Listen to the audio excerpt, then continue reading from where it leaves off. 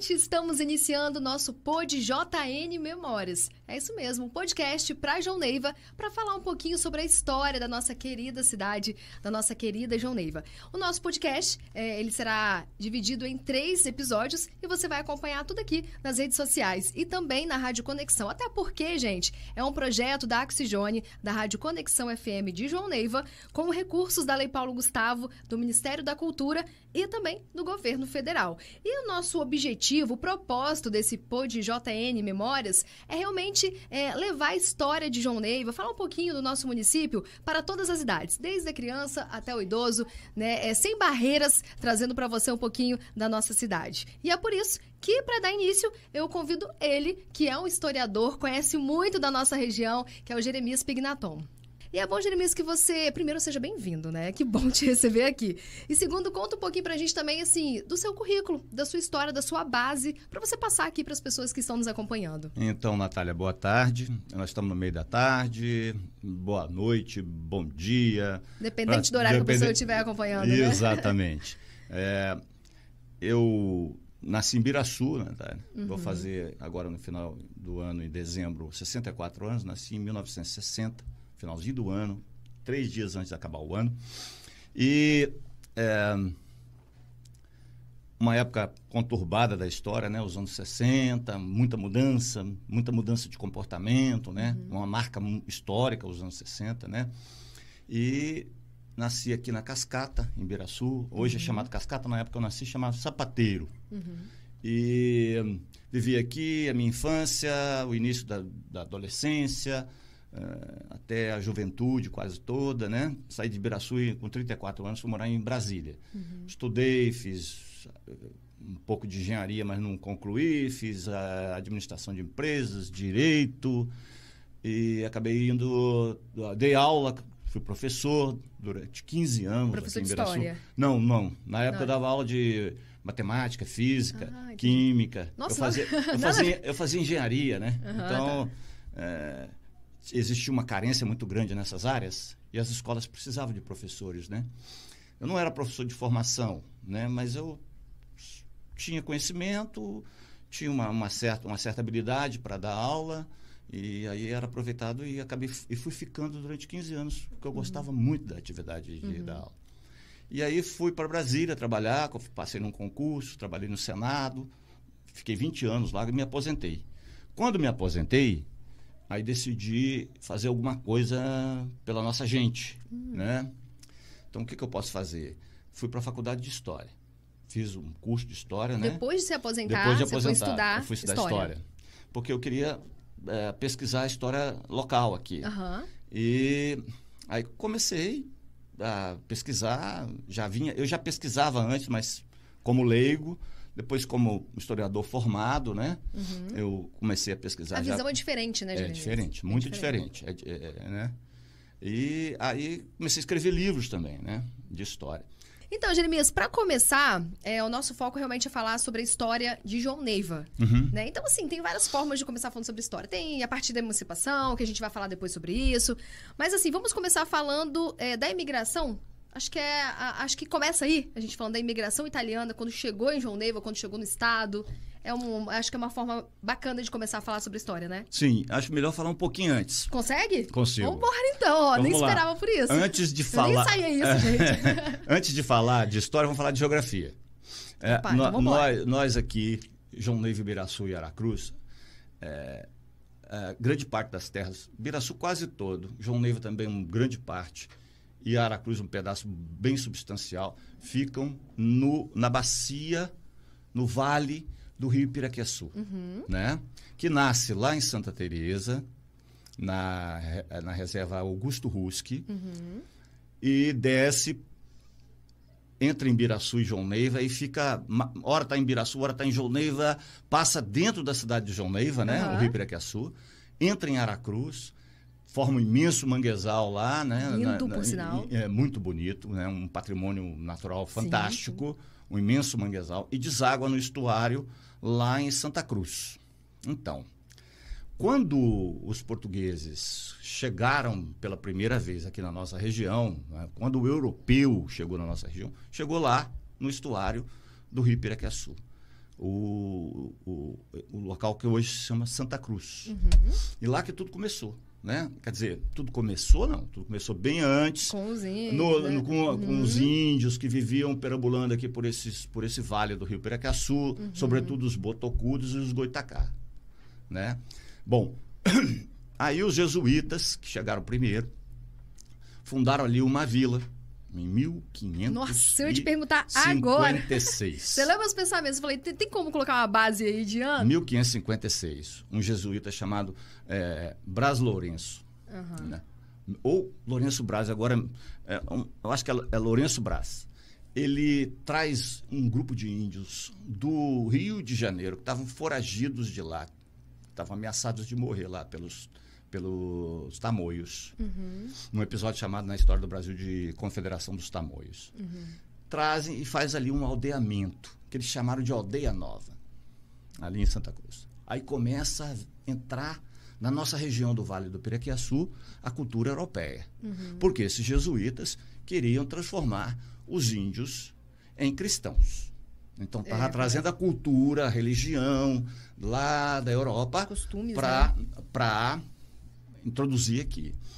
E Aldeia Nova, no ano seguinte, fundaram Nova Almeida, que eles chamaram também de Aldeia Nova. E a Aldeia Nova de Santa Cruz passou a se chamar Aldeia Velha. Bom, daí, essa Aldeia Velha, ela tem uma sumida na história. Dá uma sumida. E vai aparecer lá agora já aqui recente, 1836, quando a aldeia ali, o aldeamento, os jesuítas foram embora, foram expulsos do Brasil. Então, enfim, tem uma história muito longa. Muita água rolou nesse meio. Então, mas aí vira uma freguesia, que vem um padre, né? Freguesia é tipo a paróquia hoje, né? Tem o padre, né?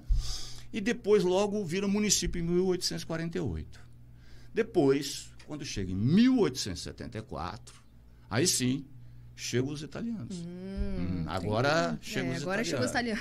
Os italianos. Que é nesse livro que eu estou contando, esse último que eu lancei, aqui, tudo o berço, né, fala sobre a chegada dos italianos. Que tinha um sujeito chamado Pietro Tabacchi, era um italiano, né, trentino, estava aqui nas nossas matas tirando jacarandá para exportar para a Europa, né? E ele resolve trazer um grupo de italianos para fundar uma colônia. O governo imperial autorizou e ele trouxe lá da Itália, de Trento, né? da Península Itálica, esse grupo de italianos. 88 famílias, num navio chamado La Sofia. Essa tentativa dele de formar essa colônia não deu certo. Houve revolta dos italianos, são detalhes que a gente... Se a gente foi entrar, deu polícia, fala tudo alto, né? Deu polícia, teve que vir polícia de Vitória para resolver. No meio dessa confusão, o cara morreu, o Tabacchi. Ele morreu, de repente, morreu. 4 meses. 4 meses que ele trouxe os italianos, ele morreu, no meio dessa confusão toda. Enfim, aí começaram a chegar os italianos. Depois dessa primeira leva, que é considerada a primeira leva de imigrantes italianos do Brasil. Depois dessa primeira leva, começou uma sucessão de navios trazendo imigrantes italianos para o Brasil. Você sabe me dizer, Jeremias, se nessa primeira leva alguma família foi para João Neiva, veio para Ibiraçu? Não tem essa informação? Não tem essa informação e provavelmente não. Eu acredito que mais para... Mais adiante. Nós vamos chegar lá. Olha bem. Começou então a chegar, havia navios que durante 3, 4 décadas seguintes, né, 1874 até 1904, até o começo do século XX, chegaram 1.400.000 cerca de imigrantes italianos para o Brasil, né? Espírito Santo, Minas, Rio, São Paulo, né? E o sul do Brasil, Paraná, Santa Catarina, Rio Grande do Sul, né? Então,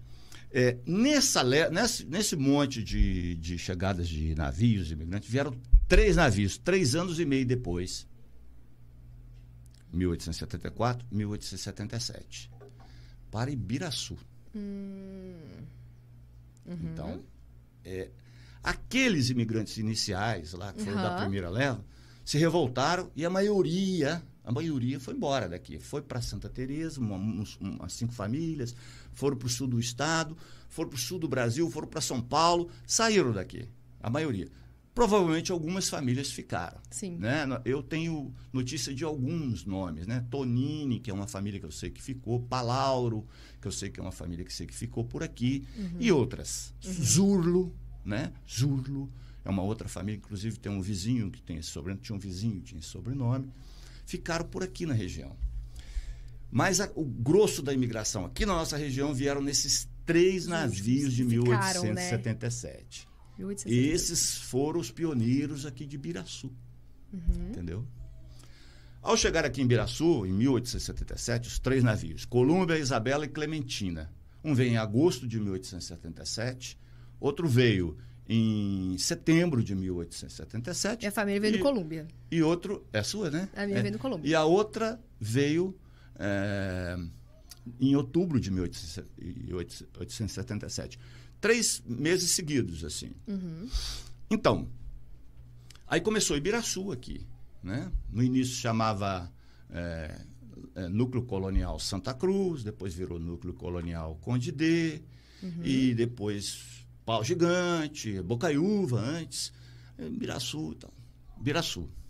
João Neiva nem falava em nada ainda. Nem sonhava ainda assim. Não, mas se sonhava já. É. Veja bem, existia lá em João Neiva uma fazenda, que eu agora não estou me lembrando, não sei se era Fazenda Esperança, o nome, mas era um nome assim parecido com Esperança, que pertencia a um político do Império chamado Eliseu Martins. Isso é novidade, hein? Opa! Isso é novidade. Estou falando a primeira vez aqui no podcast. Eliseu Martins tinha uma propriedade ali onde hoje é João Neiva. E o que acontece? Eliseu Martins, quem era? Era um político, né? Chegou a ser nomeado pelo imperador presidente da província, que é o cargo equivalente hoje a governador. Mas ele não vivia ali não, né? Não, só era... tinha propriedade ali. Tinha propriedade ali. Ele viveu em Vitória, porque ele foi presidente da província, ele foi nomeado. Naquela época, esse cargo ele não era eletivo. O imperador nomeava. Tá? E aí, esse Eliseu Martins, inclusive, era piauiense, ele nem capixaba era, né? Era piauiense. Salvo engano, tem uma cidade no Piauí chamada Eliseu Martins. Esse cara tinha uma propriedade em João Neiva, para cima de João Neiva um pouco ali, pro lado de Santo Antônio, Alto Bergamo ali, até Saúna para cima ali. Conheço muito bem essa. Então, tinha uma outra Sesmaria, né? Uma grande propriedade também do Coelho Rodrigues. Então já tinha essas propriedades ali, já tinha alguma coisa, mas não tinha habitado. A área de Ibiraçu aqui era tudo terra devoluta, mata, né? Terra devoluta. As propriedades chegavam aqui até próximo, aqui uns 5 quilômetros para baixo, aqui, mas aqui mesmo, onde é Ibiraçu, era mata, terreno devoluto. Quando chegam aqui os imigrantes dos 3 navios pioneiros, né? O Colúmbia, você disse que sua família... Qual família que veio no Colúmbia? Fornaciari. Então, veio no Colúmbia. Meus 8 bisavós... 8, né? Porque a gente tem 4 avós. Olha a cara dos bastidores. A gente tem 4 avós, tem 8 bisavós, né? 8 bisavós. Os meus 8 bisavós, 7 vieram no Colúmbia. Então, vieram tudo junto. Deve ter perdido o navio e veio no seguinte, no Isabela. Entende? Então, os meus 8 bisavós, né? Eu posso falar as famílias, né? Pinhaton, Matson, Spinacé, Manente, Darós, Furieri, Fantin, e faltou um aí que eu agora tá me falando. Piol. Então. Mais fácil. Piol. Esses 8 bisavós vieram ali tudo, né? Agora, quando eles chegaram aqui, criaram um núcleo colonial, né? O governo criou um núcleo colonial aqui, pertencia à colônia de Santa Leopoldina, né? E aí, esse núcleo colonial era dividido em seções, ou distritos, né? O daqui tinha 7. Pendanga... Já estava na lista. Perobas. Pendanga era o maior, assim, ficou o maior. Até hoje está lá, Pendanga tem um povoamento urbano ali, um lugar muito bonito, com casario e tal. Parecido com Demétrio Ribeiro, né? Perobas é aí mais ou menos ali onde tem a Parada... A fazer um merchandising aqui. A Parada Ibiraçu. Ali, por ali. Ali era Perobas, né? Tem até o rio Perobas que passa aqui dentro de Ibiraçu. O lugar onde eu nasci chamava Sapateiro, era uma seção. Tinha uma outra seção chamada Monte Seco, entre Ibiraçu e João Neiva ali, tá lá, né? Tinha Santa Maria, bem povoado, inclusive. Santa Maria, que hoje também atrás do Morro do Aricanga. Que também faz a conexão ali. O sexto era Mundo Novo, que tá lá perto de João Neiva também. Eu sou de lá. Mundo Novo. Você é de Mundo Novo? Pois é, aí. Aí, tá vendo? E tinha uma seção... Mas eu fui pra Barra do Triunfo antes, meus pais foram pra Barra do Triunfo. E tinha uma seção que se chamava Aracaju. Aí já não... Porque o administrador daqui era sergipano. Entendi. Aí e vieram, logo depois dos italianos, vieram os cearenses fugindo da Grande Seca de 1877 lá. Agora eu tô começando a entender minha família todinha. Aí o que acontece? Como que minha avó veio parar aqui? Ele provavelmente criou essa seção chamada Aracaju, né? E botou o nome Aracaju porque ele era lá do Sergipe, né? E depois... virou Quixadá. Eu acho que os cearenses não gostaram muito do Aracaju, né? E puxaram a brasa da passadinha deles e botaram Quixadá, que é uma cidade, uma região lá do Ceará, né? Entendeu? Você tem origem cearense também, Natália? Meu pai. Minha avó, né? Ela veio do Ceará. Pois é. Mas eu não Será sabia que veio até nessa hoje, época? Não sabia como. Não, porque vieram durante muito tempo. Em 1877, teve no Ceará uma grandiosa seca. Foi uma das maiores que já existiu, a ponto de alguns historiadores falar em ter matado metade da população do Ceará. Né? Cerca de 200 mil pessoas na época morreram. Eles vieram. E aí houve muitas pessoas se retiraram de lá, né? Os retirantes, né? Nós aqui no Espírito Santo acolhemos várias famílias. Tinha até um acampamento lá em Maruípe, em Vitória. Espalharam ali pelas colônias todas de estrangeiros, né? E umas 59 famílias, quase 60 famílias vieram para cá. Eu não sabia. Para cá, para Vocês sabiam? Vocês sabiam? Também não, né? É novidade para mim, eu não sabia. Então, agora tá fazendo sentido. Os italianos chegaram em agosto, eu falei, agosto, setembro e outubro de 1877. Os cearenses vieram menos de um ano depois, ali por volta de março, abril, maio do ano seguinte, 1878. Bacana. Entende? Muito bom. Então, essa leva desses... Note você o seguinte, que eu falei 3 sessões, inclusive você falou que nasceu em uma, né? Pois é. Minha família mora, né? Mora. Que iam bem pertinho de onde é João Neiva lá. Santa Maria, lá subindo o rio Perecaçu, do outro lado do Morro do Aricanga, Monte Seco e Mundo Novo. Iam bem pertinho de onde é João Neiva. Só que ficava para cá do rio Piraquiaçu. Ninguém foi para lá, né? Para o lado de João Neiva ali subindo. Isso só foi acontecer mais adiante na história, entende? Mais adiante é que os italianos começaram a passar para o lado de lá. O que aconteceu? Entre 1877 e 1880, os italianos continuaram a chegar aqui na região. Mas não mais em grupos de navios cheios que vinham todos para cá. Só para te interromper um pouquinho, tira essa dúvida pra gente. Por que os italianos vieram? Em busca realmente de terras? Qual o motivo? Legal, a pergunta é boa. Tem um motivo deles e tem um motivo do Brasil. Conta os dois. Conta os dois pra gente. O deles... Cada um abraça o motivo que quiser. Pois é. O motivo deles, né, era que eles estavam muito mal lá. Eles tinham acabado de unificar, a Itália tinha sido unificada, ainda estava a estrutura de organização do Estado, ainda estavam precárias. Então foram buscar terras, né, melhores. Isso, porque a Itália era dividida em cidades-estados, em condados, em reinos separados, e, enfim. Tinha um monte de terra da igreja, e eles unificaram, juntaram, formaram digamos assim, criaram um país, né? Um Estado italiano, que não existia. E aí, até se você criar um Estado novo, até se você se estruturar, dá muito problema, né? E eles estavam com esses problemas.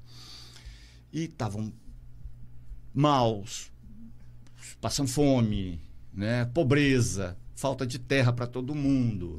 E, então, eles migraram na esperança de conseguir uma melhoria de vida. Esse foi o motivo deles, dos imigrantes que vieram para cá. O motivo do Brasil.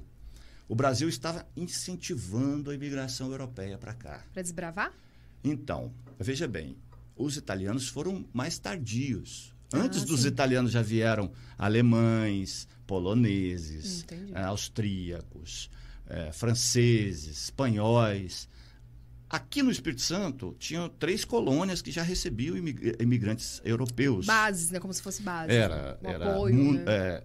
No sul do estado do Rio Novo, Santa Isabel, ali na região de Domingos Martins, que é a mais antiga, e a colônia de Santa Leopoldina, a qual o núcleo aqui de Ibiraçu pertencia. Entende? Então, eles já vinham chegando 3 décadas antes. Entende? Aí começaram a vir os italianos, porque estavam com um problema lá de pobreza, né? Problema social. O motivo de trazer gente para cá, o governo queria, primeiro, povoar. Mão de obra, trabalho livre. Por quê? Porque a escravidão estava acabando, né? Ainda não tinha acabado, mas estava na iminência de acabar. Não se permitia mais trazer escravos da África. Então, os escravos que tinham aqui estavam diminuindo. Aí teve lei do sexagenário, do ventre livre. Estava acabando com a escravidão. Existia um movimento político abolicionista que era muito forte e que estava acabando com a escravidão. Uma hora ou outra ia acabar de vez, como aconteceu em 1888, 13 de maio. Graças a Deus. Então eles precisavam de quem trabalhasse, sobretudo na agricultura, né? Mas no Brasil anterior, só os escravos trabalhavam, né? Os brancos, né? Praticamente só trabalhavam no serviço burocrático, no serviço administrativo, né? Quem trabalhava mesmo lá na roça, no serviço doméstico, né? eram os escravos. Então, eles precisavam de mão de obra. Até se fala o seguinte, eles vieram para substituir a mão de obra escrava. A gente evita essa expressão, porque as pessoas logo acham que vieram para ser escravo. Entendi. Não tem nada a ver. Vieram para trabalhar... Buscar oportunidades, trabalhadores livres. E a outra... Agora, então, ocupação de áreas desertas e mão de obra livre. Não vamos falar substituição da mão de obra escrava, não. Não. Mas... Outro assunto. Outro assunto. Mas um detalhe. Na época, havia uma linha de pensamento chamada eugenia, que achava que a raça branca era mais evoluída, mais desenvolvida. E que nós, aqui no Brasil, éramos atrasados, porque o nosso povo era miscigenado, era negro. Entende? Que absurdo. Aí, absurdo. Mas essa ideia, ela durou até quase metade do século, quase até a época que eu nasci, né? Metade do século XX. Então, trazia-se o imigrante europeu para, digamos, branquear, né, o nosso povo. Então, eram esses os 3 motivos. Eles vinham em busca de melhores qualidades de vida. E nós aqui, nós não, né? Os brasileiros, o Brasil, né, queria, por esses 3 motivos, povoar, mão de obra livre e um branqueamento da população. Cada uma, né? Vamos ficar então com o motivo deles, né? Que eles vinham buscar oportunidades. Buscar oportunidade. Eu contei no lançamento do meu livro lá em Aracruz, sábado, esse livro aqui, né, O Berço, eu contei uma história interessante para o pessoal entender a imigração italiana também. Aí, falando assim, eles vinham para cá, não era porque era uma aventura, eles vinham por necessidade. E eles vinham sem perspectiva de retorno, né? O governo pagava a passagem, eles tinham que comprar a terra, né? A terra não era dada a eles, não. Porque existia uma lei no Brasil, a Lei de Terra de 1850, muito famosa, que proibia a concessão gratuita, né? da terra devoluta, da terra do Estado. Então, eles tinham que comprar. Eles compravam, lógico, a prazo, tanto que as terras, os pedaços de terra eram chamados de prazos no início. Comprava prazo para ir pagando devagar. Mas não era uma coisa muito pequena, não. Era uma quantidade substancial. Então, eles vinham sem perspectiva de voltar. 10 anos antes da chegada daquele navio pioneiro, né? 10 anos não, 8 anos antes, em 1867, um grupo de americanos que perderam a guerra de secessão lá, do sul dos Estados Unidos, que defendiam a escravidão, queriam que lá continuasse com a escravidão, migraram para cá, porque ficaram derrotados lá, humilhados pela guerra, pela perda da guerra, e queriam vir para o Brasil. Vieram para o Brasil porque aqui ainda tinha escravidão.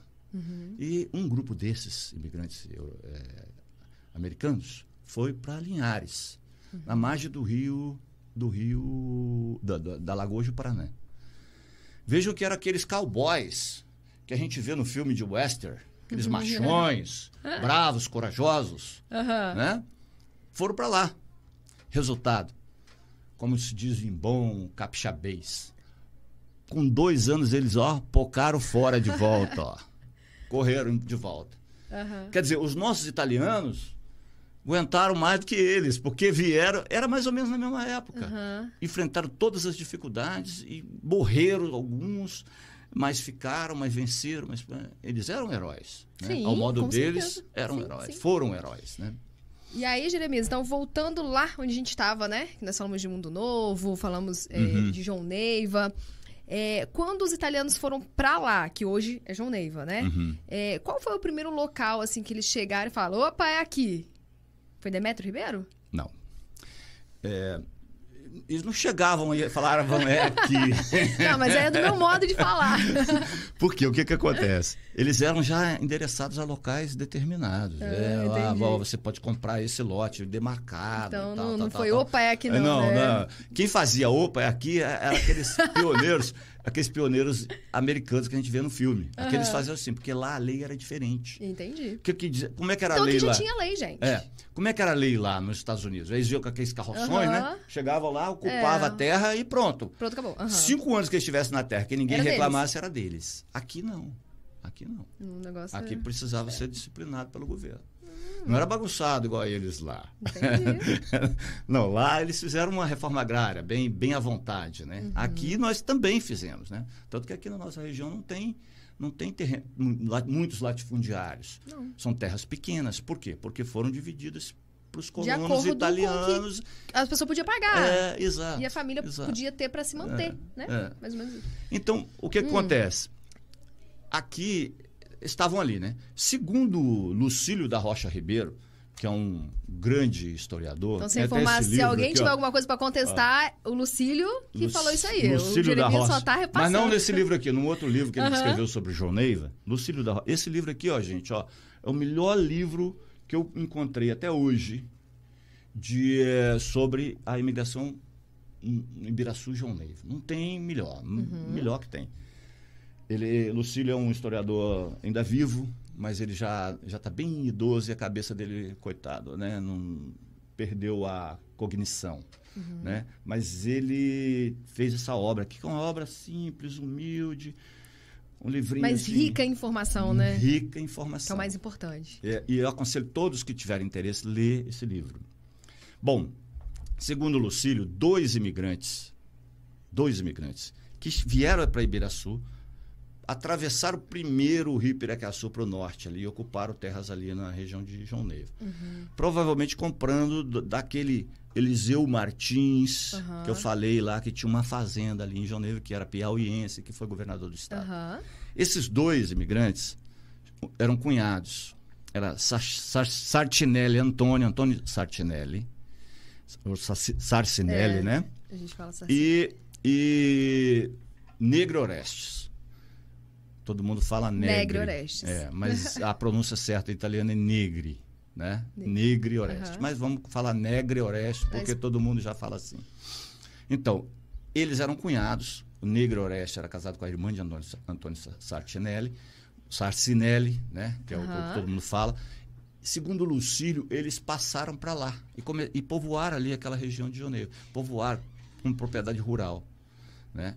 E, segundo Lucílio, foram os primeiros a ir para lá. As primeiras famílias a chegarem lá, né? Mas o que acontece? Aqueles que chegaram em Ibiraçu já estavam aqui, já estavam estabelecidos. Quando chegou em 1880, parou de vir imigrantes para cá. 1877 até 1880, chegou um monte em 1877, os 3 navios. Depois foram chegando pingados. E quando chegou em 1880, praticamente parou, não veio mais imigrantes para cá. Quando foi em 1887, quer dizer, depois dos 3 navios aqui para Ibiraçu, 10 anos, o governo criou o Núcleo Colonial Acioli de Vasconcelos. Entendi. Porque o objetivo aqui dessa imigração toda aqui também era chegar ao Rio Doce. Aí lá, Acioli estava mais próximo bem pertinho do Rio Doce. Já tinha seções do núcleo de Acioli que iam lá na margem do Rio Doce. E aí, passaram... Como é que eles entraram, esses que foram para Acioli? Também entraram por aqui, por Santa Cruz, Fazenda das Palmas, aqui passaram por Ibiraçu e foram lá para Acioli. Tinha um sujeito que estava morando aqui em Ibiraçu, chamava Antônio Ataíde, que foi o chefe do assentamento lá de Acioli. Ele era Antônio Ataíde, ele era da imigração do governo imperial. Acompanhou ali, Acompanhou, foi o administrador do núcleo. Então, primeiro Acioli. Depois, 3 anos depois, quase 4, em 1891, mesma coisa. Começaram a chegar imigrantes italianos, subindo por aqui, passando por Ibiraçu. É bom o pessoal saber que nós estamos num estúdio em Ibiraçu, né? Por isso que eu falo por aqui, por Ibiraçu, né? E a gente iam lá aí fundaram o Núcleo Colonial Demétrio Ribeiro, em 1891. Entendi. Então, ninguém, assim, né, pelo que tudo indica, você contando pra gente, não saiu de Acioli e foi para Demétrio. Não. Foi uma outra leva. Grupo, uma outra leva, outra né? leva. Entendi. Então, eu achei que fosse espalhando. Só que quando eles passaram para Acioli, criaram uma seção de Acioli ali onde é Clotário. Que depois, quando fundaram o Núcleo Demétrio, essa seção de Clotário passou a pertencer a Demétrio. Sim. E nessa seção de Clotário já estavam aqueles 2 pioneiros que estavam passando para lá, Antônio Sarcinelli e Negre Orestes. Entende? Então, aí, nisso que quando eles criaram Demétrio, Ibiraçu já era um município formado. Já tinha emancipado estava nas vésperas de emancipar. Não tinha emancipado ainda. Estava nas vésperas de emancipar de Santa Cruz. Então, esses 3 núcleos, Ibiraçu, Acioli e Demétrio, passaram a pertencer ao município de Ibiraçu e não mais a Santa Cruz, que no início pertenceu ao município Criou força para poder... Aqui ficou mais rico, né? Sim. Mais rico. Principalmente por quê? Pelo trabalho dos italianos e o café. Então, eu ia te perguntar exatamente isso agora. Não sei se eu já posso chegar nessa parte. Foi o café, o pioneiro, assim, que eles chegaram e foram direto para produção, né? Para o plantio de café. A intenção será que já era essa com a chegada aqui? Já era o produto que tinha mercado. Né? Mercado e talvez as terras também, né? Propiciavam. Exatamente. Água. Porque a região da beira do mar, até hoje, não é muito propícia ao café. Arioso, né? Então, aqui começou-se a plantar café, porque o café tinha comércio, né? Era aquela produção anual e para exportação. Né? A região de Santa Cruz, antes da chegada dos imigrantes italianos e antes da introdução do café, era o quê? Era madeira e açúcar. O Brasil era açúcar, né? Sim. E ali era madeira e açúcar. Principalmente jacarandá. Né, que era a região aqui que tinha muito jacarandá. O tabaque, aquele que tentou trazer pioneiramente os imigrantes italianos, ele era ele cortava a jacarandá das matas e levava para o porto de Santa Cruz para exportar para o Rio de Janeiro e para a Europa, né? Uhum. Então, quando a gente fala de Ascioli, a gente fala de Demétrio, ficou mais nessa região ali mesmo? Sim. Por anos? Sim. Tanto que eu não sei como era Ascioli, mas eu ouço muito falar de Demétrio, que tinha agência bancária, não é isso? Que tinha... Chegou a ter, né? O mercado não, antigamente não falava mercado, né? Como é que falava? Secos e molhados? Comércio, né? O comércio. Isso aí, no geral. Então, era forte ali. Até depois, que a gente vai falar sobre isso depois, quando desceram para a sede hoje, certo? Uhum. E o que acontece? Essas 2 levas que foram para Ascioli e depois para Demétrio, né? Uhum. Eu comento que eles já pegaram a coisa bem melhor do que aqueles que vieram para Ibiraçu primeiro. Com certeza. Por quê? Aqui, aqueles que estavam aqui em Ibiraçu já estavam estabelecidos, já tinham 10 anos que estavam aqui, já tinha abrigo, já tinha emprego. Quando eles passaram por aqui, muitos ficaram por aqui trabalhando.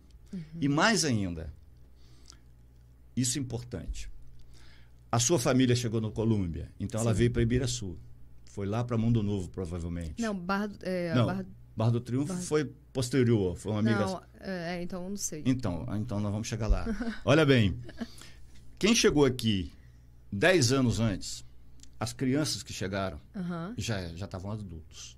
Com 10 anos, uma criança vira adulta. Já conhecia... Precisavam de quê mais? De mais terra. Quando abriu-se as novas frentes dos núcleos em Ascioli e em Demétrio, muitos dos que estavam aqui em Ibiraçu, muitos, um pouco não, muitos, migraram para lá também. Atrás de quê? De mais terras.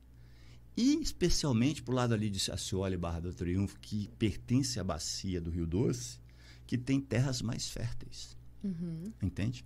Então, eu posso citar, talvez a família Fornaciari tenha acontecido isso, mas eu posso citar, por exemplo, Peruque. Sacinelli Negra eu já falei, né? Peruque, Campanharo, tudo família que veio para cá e foi para lá depois. Comete, Darós, enfim, são Pessotti, Soneguete. Eram famílias que vieram originalmente... Eu citei algumas, assim, de cabeça, né? Eram famílias que originalmente vieram para Ibiraçu, mas que depois foram para lá, os filhos, com a necessidade de ampliar a fronteira agrícola, de ter mais terra, porque já tinham crescido, já eram adultos. Famílias grandes, talvez, né? Precisavam de mais terra, né? Então, houve esse movimento migratório interno. Aqueles que vieram para Ibiraçu, muitos deles são os mesmos que foram lá para João Neiva, né? Depois. Então, e nesse caso, o Jeremias, a gente falou do café. E a base era essa mesma? Ou outras coisas? Até porque naquela época era produzido tudo para o sustento familiar, né? Produto de subsistências, né? Então leite, a gente fala queijo, assim que só produzia isso, mas carne, na verdade não era, né? Leite, queijo, carne, né? Cereal, feijão, arroz, eles produziam aqui nas terras. Mas a base econômica era o café. O que fazia manter mesmo ali a família, dava né? arrecadação anual. Era comum eles venderem para o comprador de café na caderneta. Né? Anotava lá. Tem gente que faz isso até hoje. Mas ele trocava o café por mercadoria. Né? Por roupas, por outros artigos, né? Bebidas, fumo, cigarro. Né? Eles trocavam o café. Né? E era uma garantia, né? De que eles teriam aquela renda, né? Anual, né? E depois a gente vai entrar no nosso segundo episódio, a gente vai falar um pouquinho sobre desenvolvimento. Aí essa questão da cultura italiana mesmo, a gente não vai falar tanto. Então, para a gente poder falar um pouquinho mais sobre essa cultura italiana, Jeremias, vamos falar um pouco também da alimentação. Era diferente, né? Hoje o estado, o país, a gente fala assim, a comida italiana faz toda a diferença. Naquela época, eu lembro mesmo que meu pai falava que meu avô, ele fazia aquele tacho de polenta, cortava a polenta dura e levava para almoçar. E tomava café. Então, a introdução da culinária italiana também faz toda a diferença, né? Até porque é legal a gente lembrar também que nós estamos comemorando 150 anos da imigração. Vamos falar sobre isso também aqui. Da Expedição Tabaque. Da Expedição Tabaque, aqui no nosso primeiro anos. episódio, que é bacana a gente falar sobre isso também, como tudo tem uma ligação, né? Isso é legal a gente falar também. Então, um pouco de cultura, de comida, culinária. Base da alimentação. Eu nasci na roça, né? E nasci dentro da família italiana. Eu via meus pais ainda conversarem um pouco em dialeto, né? A minha avó falava muito em dialeto. A minha mãe fala... Até hoje ainda fala alguma coisa, né? Enfim. Eles não falavam bem italiano, eles falavam dialeto, né? A minha mãe é Bérgamo que fala? Bergamo. Qual a família da sua mãe? Facchetti. Facchetti é Bergamo. Isso, ela fala italiano, bergamasco, isso aí, ela fala. Então, o que acontece? Eu tenho um trabalho sobre cultura, ainda não publiquei não, mas eu já tenho ele escrito, sobre cultura, sobre língua, né? Nesse livro, O Pau Gigante, eu tenho um texto que fala sobre língua, A Dificuldade da Língua, o nome do texto, que fala de um padre, Bilor, em 1916, que ele vai para Demétrio para fazer a primeira comunhão dos meninos lá. Ele era o pároco aqui da matriz de São Marcos, né? E não existia a paróquia de João Neiva, São José. Isso. Era tudo paróquia de São Marcos, aqui de Ibiraçu. Até porque era Ibiraçu, João Neiva pertencia a Ibiraçu. João Neiva só vira paróquia em 1945. Nós tem um texto no Pau Gigante que chama A Primeira Emancipação de João Neiva. Né? Então, o que acontece? Ele vai para lá, para Demétrio Ribeiro, e ele tinha que dar o catecismo lá para fazer a primeira comunhão dos meninos. Aí ele fala o quê?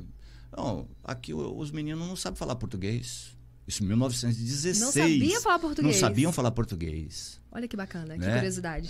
Então, tá no meu texto aqui, chama A Dificuldade da Língua.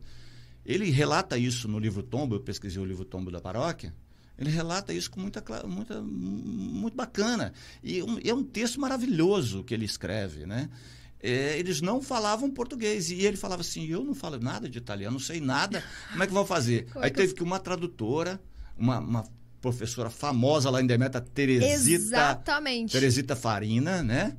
Que faz ajuda na tradução, o padre Bilor, que foi um pároco famoso, histórico aqui da nossa paróquia, de 1916 até 1922. E ele dando para fazer a primeira comunhão dos meninos. Né? Então, a primeira língua do meu pai, eu tenho certeza disso, a língua mãe dele, aquele que falava em casa. Meu pai nasceu em 1921. Era esse dialeto italiano. Ele foi aprender português na escola. Tem uma história do meu pai aqui que deve se repetir para todas as famílias que vieram, né? Lá para João Neiva, para tudo. Meu pai falava assim para mim, meu pai com aquele dialeto, com aquele sotaque, né? Sotaque de italiano. Sim. Assim, ia para a escola, a professora batia porque eu falava italiano. Voltava para... Tinha que falar português na escola. Voltava para casa, a nona batia porque eu falava em português. Não aprendi uma coisa nem outra. Ou, no final das contas, aprendeu os dois, né?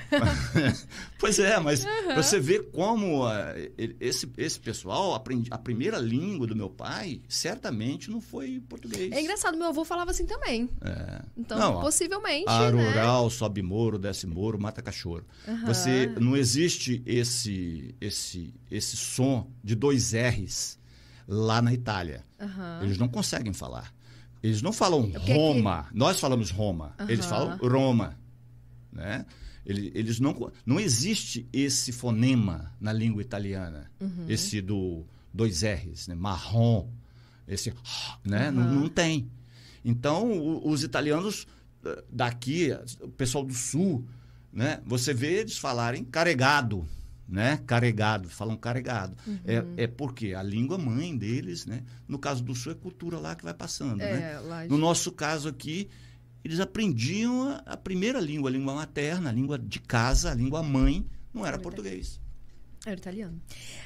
Nesse caso também é legal a gente observar como as pessoas mantêm a cultura. Eu falei da culinária, né, que a gente vê várias festas, inclusive, que mostram isso, né? Festa de imigração. A gente pode citar a João Neiva também como os casarões. A gente tem casarões lá, a gente tem espaços que são históricos, né? Centenários, que eu acho que são até patrimônio, né? Deve ter patrimônios, né?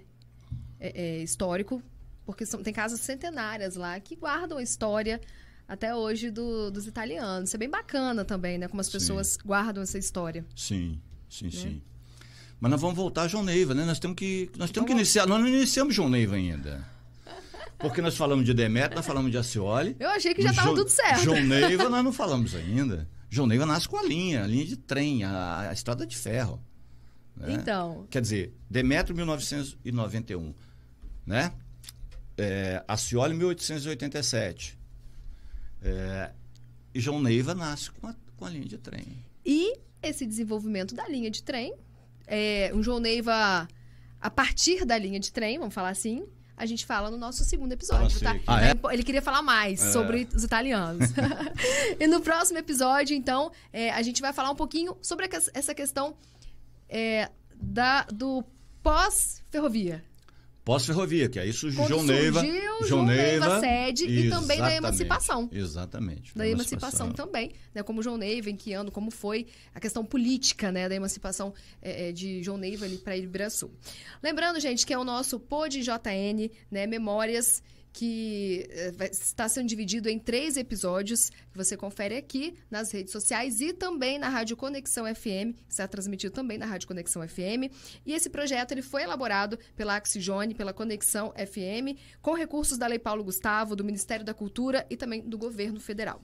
Jeremias, até o próximo, então. Então, até a próxima. Até o próximo, pessoal.